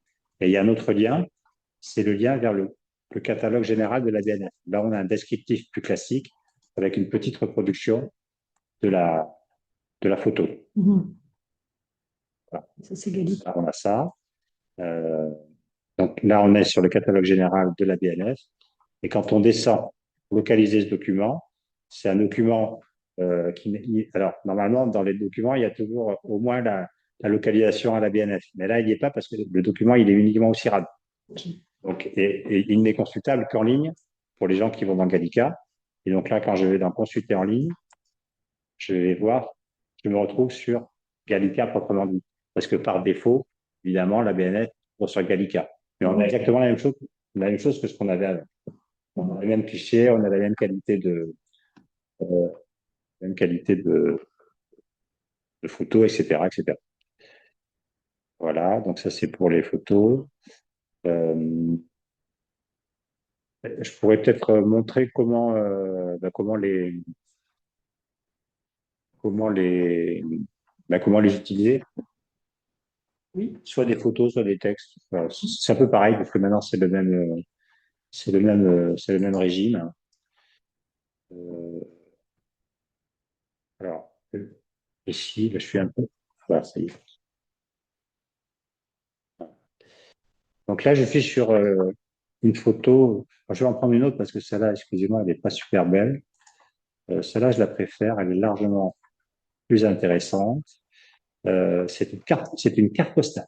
Une carte postale qui a été éditée par le Jardin colonial. Donc, on est avant la guerre. C'était des cartes postales qui étaient destinées à illustrer des grandes boîtes scolaires. Donc là, il y avait une boîte scolaire sur le manioc. Donc, on a légendé au maximum. Voilà, on l'a daté, etc., etc. Donc, on a ce qu'on appelle les métadonnées. C'est ce qu'on trouve dans une biographie. Donc, maintenant, comment récupérer cette image? Donc là, c'est assez facile. On va dans le logo qui est en bas, le dernier, qui s'appelle téléchargement impression. Donc, je vais cliquer dessus. C'est vrai qu'il y a un JPEG maintenant. Voilà. Parfait. Le choix entre le PDF et le JPEG. Bon, en général, Le JPEG est meilleur. le JPEG est mieux. Et là, on peut choisir entre soit l'image en entier, une partie de l'image dans une résolution supérieure, une partie de l'image dans la résolution affichée. On va dire qu'on va prendre une partie de l'image dans une résolution affichée. Voilà. Donc, je coche toujours la case du bas pour dire que je suis d'accord avec les conditions générales d'utilisation. Je vais y venir pour finir, mais elles sont vraiment extrêmement souples pour ce qui nous concerne. Et donc là, je vais pouvoir faire une sélection. Je vais faire une sélection sur les deux personnes. Ah, il faut que je revienne. Une sélection du document. Je vais faire une sélection sur ce monsieur-là. Ça marche pas des masses bien, en fait. Ça marche pas des masses bien sur le bouquin. C'est un peu capricieux. Une partie de l'image. Voilà, j'y arrive, là, ça y est, j'y suis. Voilà. Ah oui. Là, j'ai cette partie de la l'image. Voilà. Là, à droite, j'ai le rendu. Et si ça me convient, je télécharge. Et les conditions du coup d'utilisation sont souples, vous dites. Oui. Dire qu'il y a de demande à faire, etc. Non, alors, avant, les photos qui venaient, c'est pas le cas de celle-là qui est une photo papier. Avant, les photos qui venaient sur les plaques de verre, c'est celles qui ont la qualité la plus belle. C'est celles qui ont été numérisées en premier, il y en a 2000. Au départ, elles étaient dans une base maison, une base CIRAD qui s'appelait CIRAD Images, que tout le monde peut consulter. Par contre, on le consulte avec un filigrane et c'était payant. Et ça posait beaucoup de problèmes, notamment des problèmes d'organisation interne entre CIRAD Images, qui dépendait d'un autre service, et notre service qui gère Numba et qui a d'autres contraintes. Donc, on a décidé CIRAD Images n'est plus sollicité et donc les images ne sont plus payantes. Ce qu'on demande aux utilisateurs, c'est dans les conditions générales d'utilisation, pour nous, le plus important, c'est d'écrire source de points CIRAD. Et dans la mesure du possible, essayer de mettre ce qu'on trouve dans les métadonnées, c'est-à-dire la légende, l'auteur, l'année, tout ce qui peut enrichir la légende. Voilà. C'est un peu comme ça, quoi. Oui, donc c'est super souple. C'est très, très souple. Hein. Ouais. Ouais. Et là, actuellement, oui. tous vos fonds sont numérisés à l'exception des rapports de stage dont vous avez parlé ou... Non, il y a encore beaucoup d'ouvrages qui ne sont pas numérisés. Effectivement, les rapports d'activité, il y a seulement ceux d'Indochine qui sont numérisés. Les rapports de mission, les rapports de stage ne sont pas numérisés. Les périodiques, il y a 50 collections qui sont numérisées, 50 sur 600. Donc, il y en a alors qui ne seront jamais numérisées. Il y en a, on considère que l'intérêt n'est en tout cas, c'est pas ce qu'on a choisi en premier. Ce qu'on a choisi en premier, c'était quand même les bulletins économiques et puis les périodiques du jardin colonial, les périodiques du muséum, etc., etc. Mais après, il y a les périodiques étrangers. Et là, on travaille avec la BNF, forme de subvention. Et donc, la BNF n'est pas très chaude pour numériser des périodiques en langue étrangère. Par contre, on fait numériser quelques ouvrages en langue étrangère. Si on n'en demande pas trop, il n'y a aucun souci. Il n'y a aucun souci. Donc, on trouve dans Gallica des ouvrages en langue étrangère. Oui. Et c'est possible éventuellement de vous signaler que tel ouvrage, on aimerait bien qu'il soit numérisé, parce que Bien sûr. là, nous, on a quand même pas mal d'auditeurs et d'auditrices qui sont en Afrique, par exemple, Ouais. bon, pour qui ça peut être extrêmement précieux. C'est possible de vous le signaler et d'obtenir une priorité pour un ouvrage. Alors, bien sûr, c'est tout à fait possible. Par contre, si on passe par le circuit habituel de la numérisation, c'est extrêmement long. Ouais. C'est très très long. Pour les périodiques, ça va relativement vite parce que il n'y a pas on passe pas par un prestataire, par notre propre prestataire. Donc c'est la Bibliothèque nationale de France qui fait travailler son propre prestataire et donc qui maîtrise toute la chaîne de mise en ligne, de numérisation et de mise en ligne.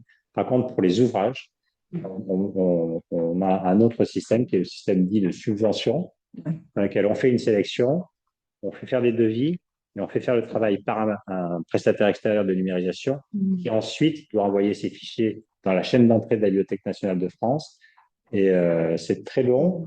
Alors déjà, il y a une raison, c'est qu'on n'a pas une grande maîtrise de la marche d'avancement des travaux de notre prestataire. Et ensuite, c'est parce qu'il y a des rejets, en fait. Il y a des rejets par la Bibliothèque nationale de France, des fichiers qui sont envoyés par le prestataire parce qu'il y a des critères qui ne sont pas corrects. Voilà. Et donc, ça ralentit énormément. D'accord. Mais en gros, ça prend combien de temps? C'est quelque chose qui prend une année ou plus d'années? Un ouvrage, on va dire que ça prend 2 ans. Par contre, les revues, ça prend 1 an. Et pour les images, les images papier, ça a pris 6 mois. D'accord. Pour une raison très simple, c'est que c'est nous qui avions les fichiers. Mm. Donc, on a fait ce qu'on appelle l'appariement entre les fichiers, d'une part, qu'on avait nous, et les métadonnées. Là, pour le coup, les métadonnées, on les a entrées au format BNF pour qu'ils soient dans le catalogue général de la BNF. Et c'est nous qui avons joint les métadonnées, donc, ce qu'il y a dans la notice de la BNF, avec les images. Et donc ça a été fait en 6 mois. Il y en a même en 3 mois entre la numérisation et la mise en ligne, ça a duré 3 mois. D'accord. Donc ça s'est allé très vite. Il faut demander et s'armer de patience. Pour les ouvrages, oui. Alors après, je sais pas, parfois on fait des exceptions. Ouais. Et, on numérise peut-être pas des ouvrages en entier, mais des parties d'ouvrages. Alors, pour les travaux universitaires, les mémoires, les doctorats, on spécifie que l'usage doit être fait uniquement à des fins de recherche ou d'enseignement pour les enseignants-chercheurs ou d'enseignement, et pas pour des publications qui sont accessibles à tous. Ça devient un vrai problème. Est-ce que si vous avez fini la présentation, là, on va peut-être. Il y a une question dans le chat. Donc, je propose qu'on démarre par la question dans le chat. Donc, qui est la question de Fabien Ecli, qui dit Oui, vous je avez. pourrais peut-être la poser. J'ai plus actif mon micro. Merci. Alors, je suis Fabien Écuyer, assistant de recherche au LERN, donc à l'Université de Rouen en Normandie. Et donc, je m'intéresse à une étude qui concerne en fait les conflits entre 1925 et 1935 durant la colonisation française. Donc, j'ai vu que vous avez présenté des données de culture de rente, enfin, de l'agriculture, mais il m'a semblé que ces données-là étaient agrégées au niveau pays. Et donc, vu que mon étude analyse de façon beaucoup plus fine, je me demandais si vous avez des données par siècle et par subdivision en tout ce qui concerne l'agriculture.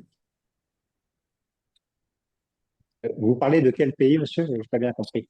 Pardon, pour l'ensemble des pays de l'ancienne Afrique occidentale française, l'actuelle Afrique de l'Ouest. Côte d'Ivoire, Mali, Sénégal, Soudan, Dahomey, Niger, Haute-Volta et Dahomey. Oui, bien sûr, Mm. oui, on a beaucoup de rapports sur. Alors, on a deux catégories de rapports pour l'AOF. On a des rapports qui sont des rapports émis directement par l'AOF, comme administration, comme entité spécifique, et on a des rapports qui sont créés, qui sont faits par les différentes colonies. Voilà, c'est ça qu'on a. D'accord. Mais vous n'avez pas au niveau, Oui. le plus fin, c'est-à-dire tout ce qui remonte en fait à partir des cercles, etc. Ça, vous l'avez pas en fait. Vous avez que les rapports à partir du niveau de la colonie, ou est-ce que vous avez des rapports cercle par cercle, par exemple, ou... Alors, oui, on a des rapports avec un niveau plus fin. C'est pas les rapports des cercles, ce sont plutôt les rapports de stations D'accord. ou de jardins d'essai pour ce qui est très ancien, enfin Mhm. très ancien pour nous, c'est-à-dire fin 19e, début 20e.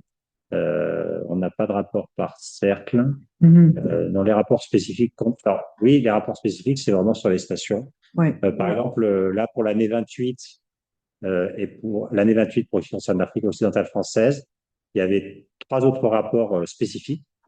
Il y en avait 2 sur des stations de panier à huîtres, une qui est en Côte d'Ivoire et une qui était au Dahomey, donc on en a beaucoup parlé. Comme par hasard, il y avait des rapports supplémentaires sur ces stations-là. Et il y avait un rapport du Sénégal sur la production de coton. Mhm. Voilà. Là, c'était sur des produits. Et alors, stations et produits en général, les stations étaient plus on avançait dans le temps, dans les années 20 et 30, plus les stations se spécialisaient. Mais au départ, c'est quand même des rapports de stations. D'accord. Ils sont signés ou pas, les rapports? Oui, ils sont signés c'était en général, à l'époque. Ouais. C'était signé par le responsable de la station. Oui, tout à fait. Ouais. C'était signé. Ah oui, oui, oui, c'est signé. On peut suivre aussi, du coup, des carrières, quoi. Oui, absolument. Dans les rapports qui sont là, que j'ai amenés, ils sont D'accord. signés. Fabien, vous voulez ajouter quelque chose encore? Oui, enfin, j'ai eu l'occasion de voir les données aux Archives nationales du Sénégal concernant ça. J'ai vu les stations et enfin, j'ai beaucoup plus vu en fait des données de pluviométrie. Donc, je m'intéresse aussi aux données de pluviométrie. Et donc, vu que la consultation, elle est faite par Colt, donc du coup, j'ai pas pu. Donc, les différentes données que vous avez présentées, ils sont directement consultables au CIRAD. Et aussi, les données de station dont vous parlez, est-ce qu'ils sont aussi disponibles en ligne?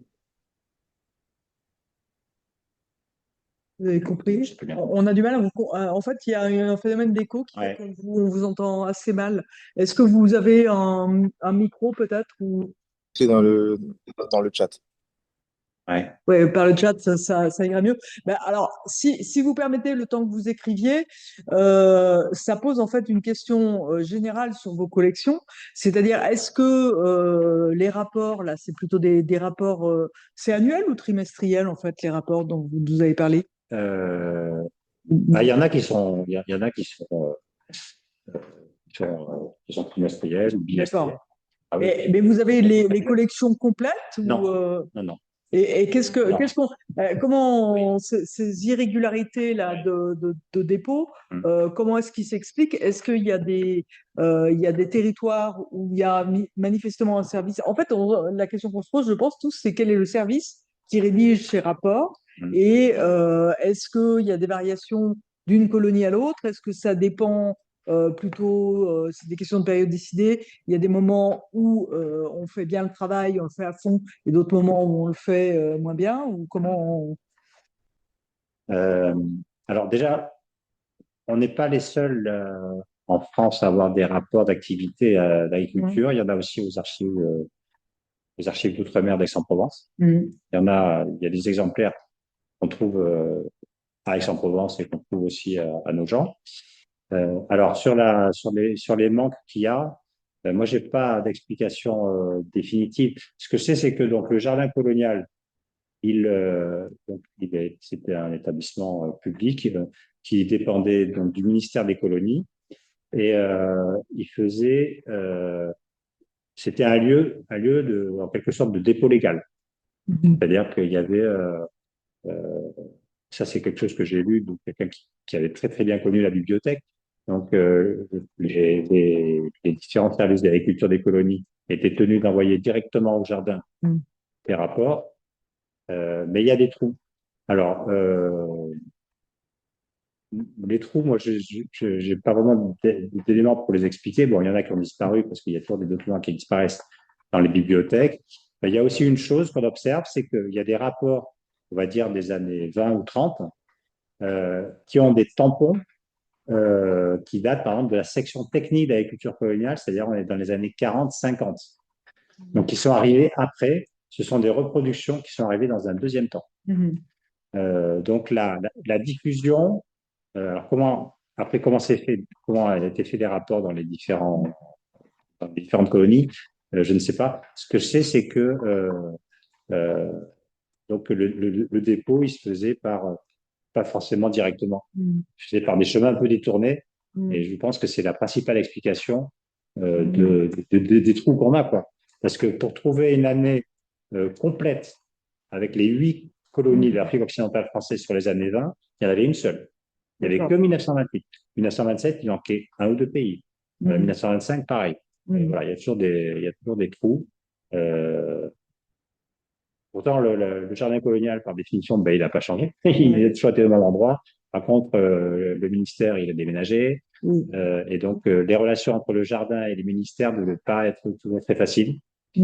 Euh, voilà l'explication que j'ai. Alors après, sur les conditions dans lesquelles étaient produits les rapports d'activité, moi, là, je suis totalement, je n'ai pas d'informations. Je peux pas vous dire. Dire, oui. Les bulletins coloniaux aussi. Comment? Les bulletins que vous nous avez Oui. montrés, les bulletins, Oui. il y a beaucoup plus d'informations. Là, on sait, quoi. Ah bah oui, là, c'était la périodique, il y a des abonnés. Et l'Institut international d'agriculture qui demande régulièrement, pas régulièrement, qui demande chaque année, en fait, des informations aux différents gouvernements, dont la France, mais souvent, ils passent directement par justement les responsables des colonies, des services responsables des colonies. Oui. Là, peut-être qu'il y aurait les moyens de récupérer des. Ah oui, alors ça, C'est pas des rapports qui auraient été envoyés, qui après auraient dit. Enfin bon, bref, parce qu'ils ont une foule de documentation. donc, à la FAO actuelle. Oui. Ah, d'accord. Ouais, parce que, Ah oui, International. oui, absolument, oui, tout à fait. Il y a énormément de choses. parce que, en fait, une des questions aussi, c'est comment, bon, là, c'est des premières synthèses, en fait, au niveau des territoires. Ouais. Mais est-ce que c'est des synthèses qui ensuite sont à nouveau compilées au ministère des colonies pour faire des chiffres plus généraux? En fait, on se pose la question, ces rapports, par exemple, les bulletins, on peut savoir à peu près à combien ils tirent. Les rapports, les rapports d'activité, on sait à peu près en combien d'exemplaires ils sont produits? Non? Non. On ne sait pas à quoi ils servent, en fait, ni à qui ils servent, ni pourquoi ils sont faits. Est-ce qu'on voit par exemple que c'est les mêmes chiffres qu'on va retrouver dans Oui. du comité de l'Afrique française, dans les revues colonialistes, etc. En fait, on aurait besoin de suivre ce cheminement là pour comprendre en fait à qui ça sert. Bien sûr. Oui. Et ils sont sur Odyssée ou pas? C'est je pense en avoir appris, mais je suis pas sûre. Odyssée, c'est la bibliothèque numérique de l'AMU, autrement dit, l'Université d'Aix-Marseille. Et ils ont énormément de bulletins, alors bulletins des chambres de commerce, bulletins privés, bon, ça c'est intéressant. Je me demandais si ces rapports étaient aussi, bon après, pas besoin, si c'est sur Gallica. Voilà. Bon, Odyssée, t'as beaucoup. Non, c'est Mais est-ce que vous avez des archives, Oui. pas du CIRAD lui-même, mais du jardin colonial, par exemple, Oui. qui permettent de voir en fait quels sont les partenaires et comment ils font circuler éventuellement ces rapports? Par exemple des correspondances, des choses Ouais. comme ça.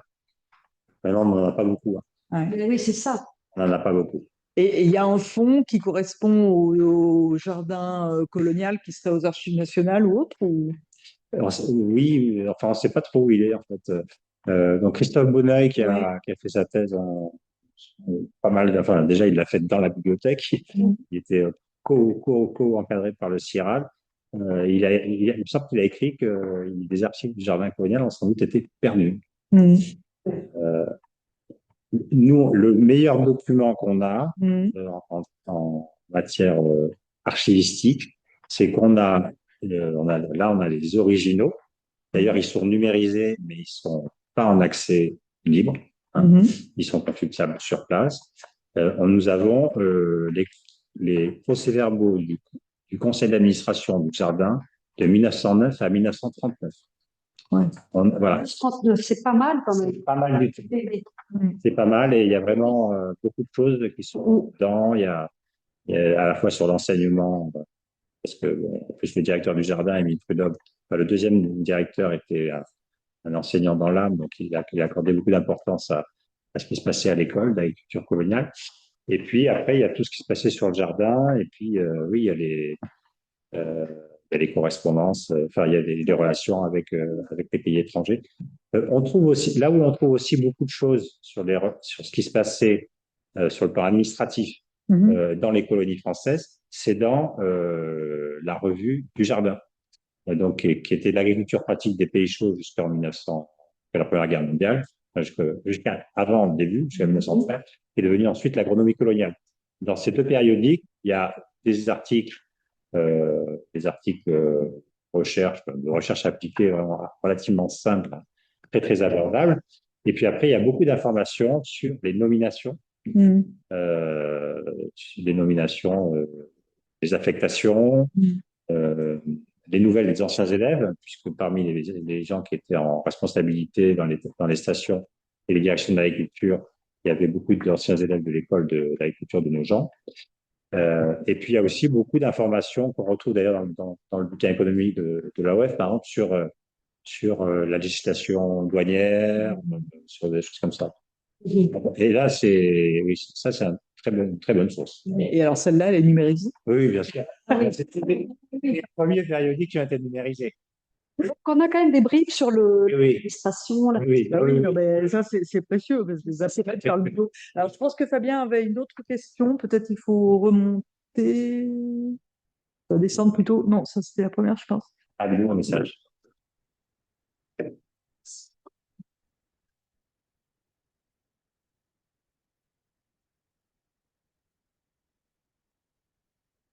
Alors, je sais que nous avons des données de pluviométrie par cercle et par subdivision pour Ouais. l'ensemble des pays de l'ancienne AOF.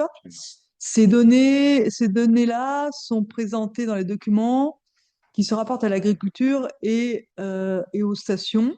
C'est pourquoi je me demande si dans ces mêmes rapports, on peut être, ou peut-être d'autres, nous pourrions avoir des données agricoles par cercle et subdivision. Ah oui, oui, bien Ah, sûr. il les cherche. Oui. Non, mais la réponse est oui.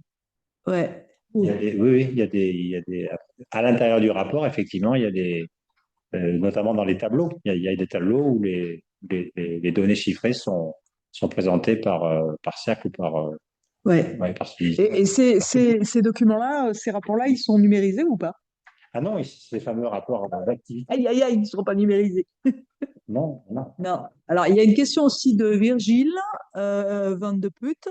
Est-ce que les rapports d'activité des services agricoles évoluent dans leur forme après la conférence économique impériale en 1934-35, par exemple, non plus uniquement des sections pays par pays, mais une catégorie générale sur les directives de l'État en matière économique. Donc, est-ce qu'on commence à faire du transversal et à regarder le peloton de parcours après 34-35?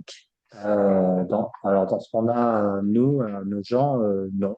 On continue à avoir des rapports par pays, par Ouais. représentation. Bon, elle évolue, ça c'est Mm. normal. C'est de plus en plus triste, à vrai dire, hein. Mm. De moins en moins d'illustrations. Euh, mais après, euh, des, des, des, des, des rapports avec des données chiffrées transversales par pays, etc. Euh, non, nous, on n'a pas ce type de document. Non, je crois pas hein, Mhm. non, je crois pas qu'on ait ça. Alors, il y a peut-être une autre question de forme qu'on pourrait poser, parce que dans les documents que vous nous avez montrés, on voyait apparaître des graphiques, des courbes, etc. Est-ce que ça, c'est quelque chose qui apparaît tout de suite moi, je me suis posé la question quand est-ce qu'ils commencent à mettre en forme de cette façon-là, et pour qui ils mettent en forme en plus? Ouais. Parce que est-ce qu'ils mettent en forme pour que ce soit repris par la presse coloniale ou enfin, vraiment, on se pose cette question-là, quoi. Euh, les rapports les plus attrayants, en fait, ce sont les premiers, Mm. ceux de fin 19e, début 20e. Il y a beaucoup de photographies. Ouais. Après, les photographies, elles disparaissent. Là, dans les années 20 on a surtout des tableaux Ouais. et des courbes pluviométriques, des schémas. Après, ça, c'est l'entre-deux-guerres. Euh, et mais c'est toujours... ça, des illustrations, entre guillemets, je mets les tableaux par illustration, qui sont, qui sont, qui sont faits de manière Mm. pas du tout commerciale, c'est pas du tout attrayant. Euh, non, c'est pas fait pour la presse ou pour le grand public. Enfin, c'est pas mis en forme comme on a retrouvé la mise en forme dans le bulletin économique de l'AOF. Et Il n'y a est-ce pas que, ça. ouais, est-ce que dans l'entre-deux-guerres, la bibliothèque, parce qu'il y a déjà une bibliothèque du Jardin colonial, est-ce qu'elle est ouverte au public en Oui, fait? elle a toujours été ouverte. Et ça, on a une idée de la fréquentation ou... Non, on a. Ah, Ah, mais peut-être que dans le conseil d'administration, dans les PE du conseil d'administration, il y a des choses là-dessus. oui, si tout d'un coup il va arriver plein de gens. Ouais. Ouais, Mais peut-être pour bien. rendre des comptes, quoi. On est là et on attire et on attire. Ouais, ouais, Ouais. ouais. Ça doit être dans les pays. Oui, c'est probablement, Ouais.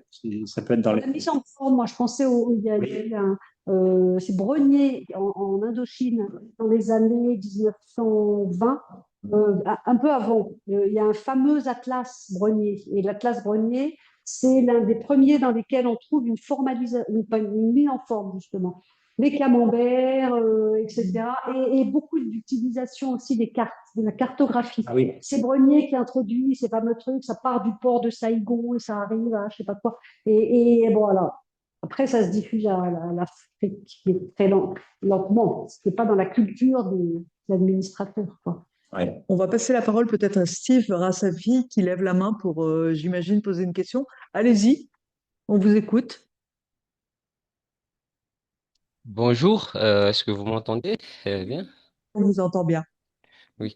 Je suis Steve Razafnenbe, je suis doctorant en histoire et je travaille actuellement sur une station locale, la ferme expérimentale Nabaï-Vaïbé, qui était située au nord de Diego-sur-Aise. Et j'ai peut-être une réponse, peut-être hein, une réponse sur les raisons qui font que les rapports, il y a des trous sur les rapports. Sur les rapports envoyés au jardin colonial de Nogent. Peut-être aussi parce que c'est justement c'est que les directeurs de ces jardins étaient souvent seuls hein, dans les stations. Et d'ailleurs, j'ai vu une lettre du directeur du jardin de la station de la ferme Tambay envoyé à l'inspecteur général du service de l'agriculture à Madagascar qui dit justement qu'il peut pas faire ce rapport justement parce qu'il est seul et il est seul dans la station et qu'il est occupé à faire ses recherches. Donc peut-être que c'est pour ça qu'il a des trous, hein, parce qu'à partir de 1930, le service central de Tana envoie en fait des directives à ces directeurs de jardin qu'il faut qu'ils produisent un rapport annuel sur le fonctionnement du jardin, l'utilisation du crédit et les expérimentations. Donc peut-être que c'est pour ça aussi, hein, quelque part. Donc je vous remercie. Ça, c'est très possible, hein. Question dans la salle, là. Non, c'est pas tellement une question. Je vais juste renchérir au niveau des chiffres, au niveau des coûts. Et justement, il y avait ce problème de personnel, à la fois par rapport aux directeurs de station, et aussi par rapport aux directeurs euh, du service d'agriculture. Il y avait ce problème de personnel-là. Mais il y avait aussi, à partir des années, fin des années 20, fin des années 30, je parle du cas du Cameroun, par exemple, euh, euh, les stations, parfois, ne fonctionnaient plus. Donc, il n'y avait pas de personnel, ne fonctionnait plus carrément. On ne produisait plus de rapports, simplement. C'est justement, dans le cas du Cameroun, on va constater que c'est à partir dans la mi des années 30, si je parle au cas de la station expérimentale de Coimboné sur laquelle je travaille, on commence à reproduire les rapports. Mais il y a justement eu ce problème de personnel qui était là. Il y a aussi un problème que simplement, à un certain moment, on ne produisait plus de rapports. Ça explique un peu parfois c'est un coût. Mm. Mais en même temps, on a besoin de travaux comme la thèse que tu es en train de faire, Silver, parce que il va falloir, il faut qu'on ait des états des lieux sur, bah, là, sur le Cameroun, etc. Parce que c'est par ces éléments-là. Alors, je rebondis sur la question posée par Virgile qui travaille sur le Sénégal. En fait, c'est en entrant par des points très particuliers qu'on peut commencer à regarder ces questions de circulation aussi. Et par exemple, on va attendre dans ta thèse, c'est d'avoir une liste complète dans tes sources de ces rapports et pourquoi à un moment ça manque, quoi.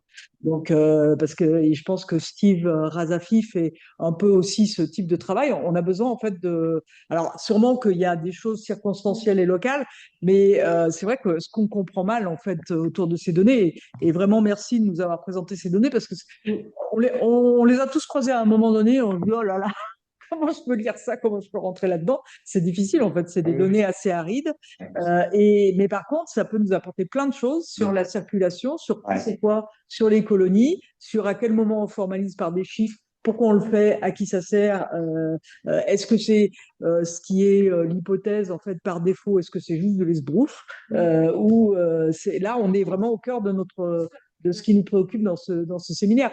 On a besoin vraiment de travaux précis qui peuvent nous dire, bah là, ça coince sur tel élément. Et on sait bien que les administrations coloniales, jusqu'à la Seconde Guerre mondiale, en fait, bah, il n'y a pas grand monde, quoi. Donc, ils ne font pas grand-chose et ils comblent beaucoup les trous avec des récits un peu au doigt levé, à la main levée, comme ça. Donc, ça peut se passer comme ça. Allez-y, on vous écoute, Steve.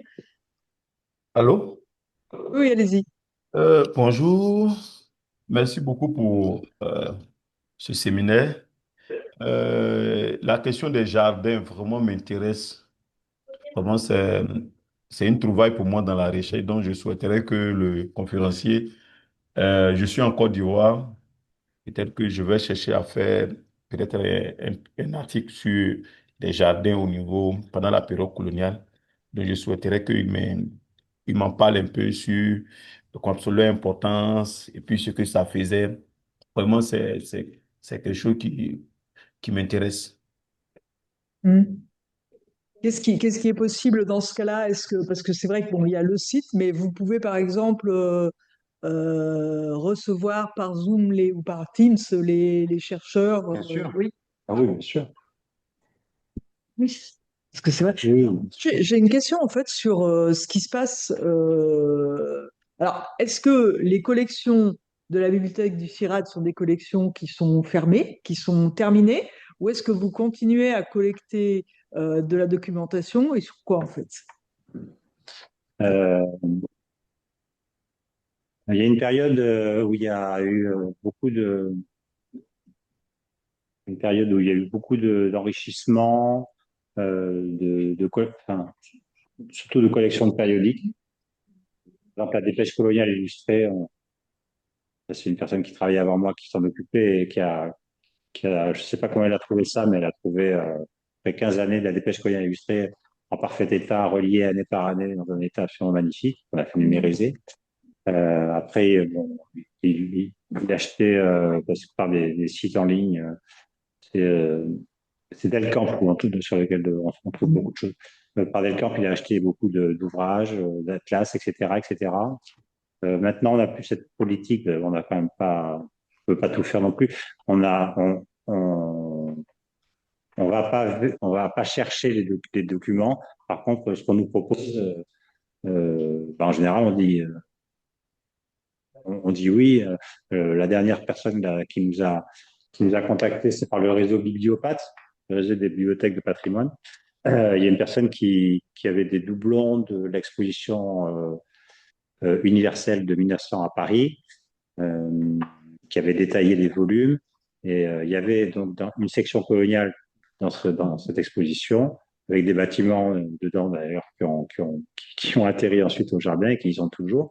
Donc là, on a demandé 3 volumes, les 3 volumes qui avaient trait aux colonies sur les 20 volumes qui nous étaient. Evie, C'est un peu comme ça qu'on fait. Evie, Attention, Evie. On vous entend là, hein? attends, coupez votre micro. Ah, excusez-moi. Voilà. Après, de la littérature grise, comme des rapports, comme enfin, oui, c'est pas des rapports de la littérature grise. Les rapports ne sont pas de la littérature grise. Dans les rapports, on nous en propose plus du tout. Mais nous, on est ouvert vraiment à tout ce qui peut enrichir la bibliothèque, hein, bien sûr, bien sûr. À propos justement des mémoires de stage et des rapports de mission, c'est dans ces documents-là qu'il y a le plus de recherches sur le plan graphique, etc., avec des cartes, des schémas, etc., parfois avec de la couleur. Mais c'est là qu'on a les plus beaux documents, en fait. Et ils sont envoyés dans les territoires colonisés, les élèves. Oui, Ouais. ouais, C'est une ouais, source. ouais. C'est une source. Oui, on en a. Ils sont pas tous catalogués, mais on en a catalogué à peu près 6 ou 700. Mhm. Et c'est vrai qu'il y a beaucoup d'inventivité dans la présentation. Beaucoup de photos aussi, beaucoup de photos. D'accord. Alors, est-ce qu'il y a encore des questions ou des remarques? Non? Oui, Oui, allez-y. j'aimerais juste, oui, rebondir sur l'objectif en fait de ces rapports et de cette comment dire ça de cette documentation de cet enrangement de sources en fait elle tient en fait de cette ambition je pense hein, de cette ambition impériale de la Seconde Guerre mondiale de l'entre-deux-guerres là de coloniser les colonies de manière rationnelle par le biais de l'agronomie tropicale en fait qui était en ce moment-là dans sa phase dans ses premières phases à ce que j'ai vu hein, de mes recherches. Et donc, ça tient justement à cette ambition, en fait, d'exploiter rationnellement les ressources et de voir comment cette politique se déploie, en fait. Je pense que c'est à cause de ça qu'il a eu ces productions de chiffres et je pense que le jardin colonial qui était le siège de l'Institution nationale de l'agronomie coloniale, il était au centre en fait de cette politique de ce politique impériale de l'entre-deux-guerres. Je pense que c'était pour ça justement la cause de la production de tous ces rapports et tout. Et Ouais. Moi, ça m'intéresse beaucoup ce que vous dites parce que il y avait une chose qui m'avait frappé aussi. Enfin, il y avait comment dire, enfin, des conclusions à tirer de cette prolifération, de tous ces rapports, etc. Donc, il y avait bon, évidemment la priorité à l'exportation des produits agricoles, le produit dans les colonies. Et puis, il y avait aussi ça faisait partie de l'entreprise impériale ben, pour reprendre le titre de la thèse de Christophe Bonneuil dont je parlais tout à l'heure, de mettre en ordre et discipliner les tropiques. Mhm. Ça en fait partie, sauf que c'était quand même moins bien organisé que des botanistes qui avaient l'art de classifier les plantes, etc., etc., et que les moyens étaient moins importants. Mais cette manière de chiffrer comme ça, de faire des tableaux dans tous les sens, ça fait partie de cette entreprise de vouloir dominer, contrôler tout, quoi. Mhm. Je sais pas. Euh, Ouais. oui, après, je pense qu'il faut, par territoire, c'est un peu différent par territoire. On va dans le cas du Cameroun. Des années 20, la France se met à administrer sa partie du Cameroun. Des années 20 aux années 30, c'est un peu un bazar. C'est-à-dire que il y a cette politique de dire, on va mettre en valeur la colonie, mais il n'y en a ni le personnel, ni les moyens.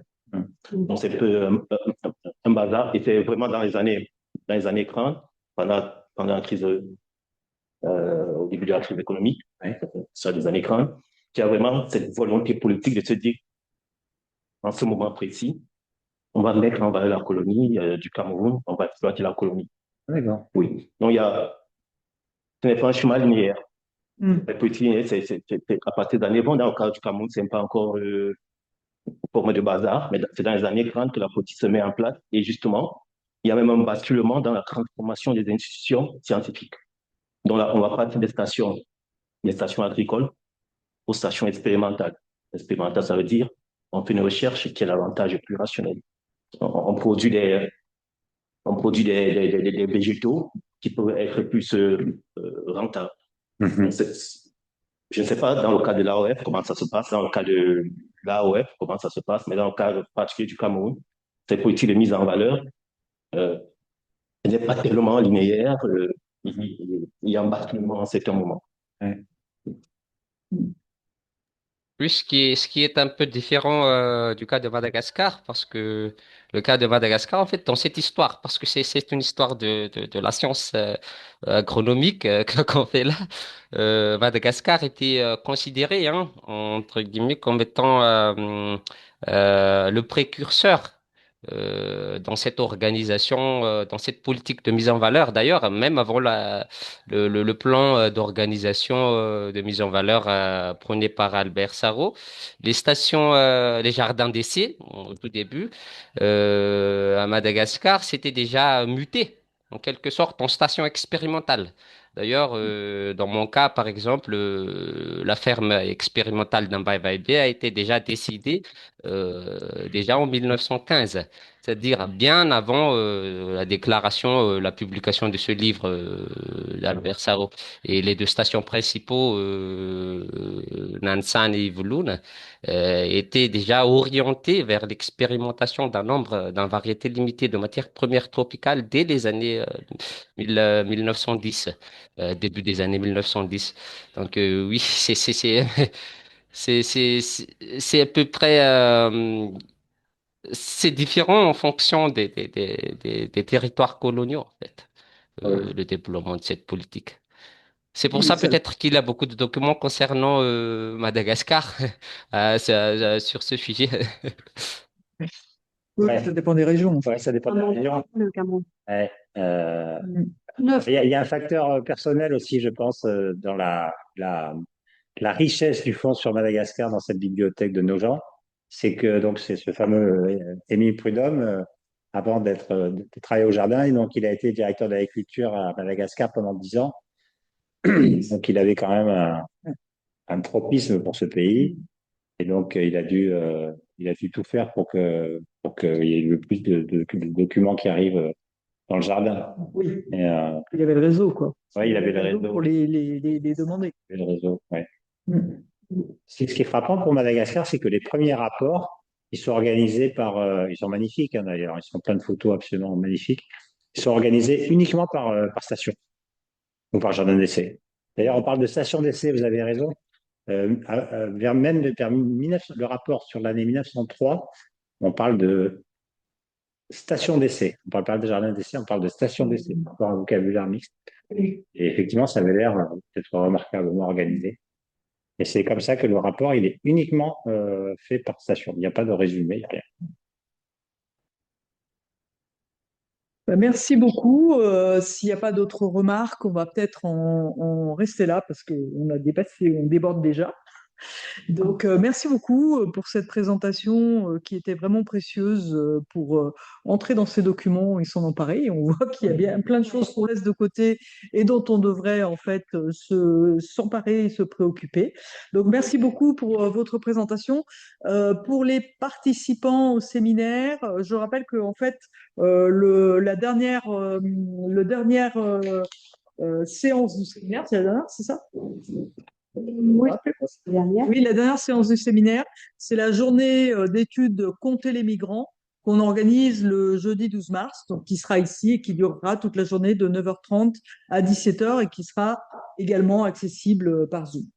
Donc, merci à tous et bonne journée et merci beaucoup à Dominique Lasserre pour sa présentation. Arrête-toi. Merci à vous. Non, mais il faut fermer le truc Zoom et ça va se fermer de soi-même, non? Bah, il faut que tu dises comment tu veux le recevoir. Est-ce que c'est eux qui vont, tu vois? Parce qu'il y a un truc à faire. Oui, mais moi, je ne peux pas le faire, je pense. Attends, est-ce qu'elle a la main? Non, je n'ai pas la main, moi, je crois pas. C'est moi alors. Oui. Je vous laisse. Oui, merci. C'était intéressant, passionnant. Bon, j'espère. J'étais un peu gêné Non, mais oui, bon, on est par les partages. Je peux pas faire grand-chose. Ouais, non, mais on est C'est pas toujours, on est toujours pas super encombrés avec ces trucs. Donc, arrêtez le partage. Tu Bah, t'as- tu devrais t'as arrêter réussi? le partage et Ouais, après, allez, t'arrêtes on va pas arrêter le partage. Ça, c'est fait. OK. Et puis, enregistrement, voilà. Tu vois, alors, comment ça marche? Ne plante pas. Suspendre, non. Arrêter. Et c'est là, vous voulez vraiment arrêter? Oui.